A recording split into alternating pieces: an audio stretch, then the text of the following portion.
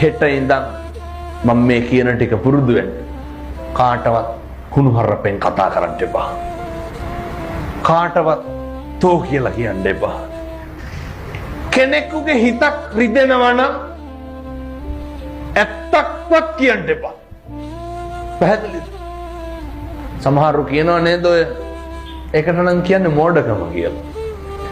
මම බෙල්ල ගහලා ගියත් කියන්න තියෙන දේ කියනවා කියලා. ඒක හපංකමක්ද?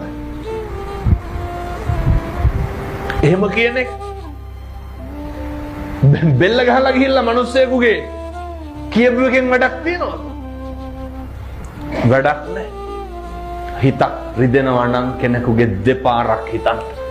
ඇයි මෙහෙම කියන්න හේතුව? මරණ මංචකේ එළවයි මෙලවයි දෝලණය වෙනකොට මොකක්ද මතක් වෙන්න ඕන? මම මගේ ජීවිතේ කිසි කෙනෙකුගේ හිතක් රිද්දලා නැහැ. මම කාටවත් තෝ කියලා කතා කරලා නැහැ.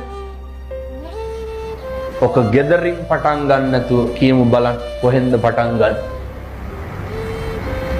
දරුවෙකුටවත් තෝ කියලා කතා කරන්න එපා. හරි මෛත්‍රියෙන් වැඩ කරන්න.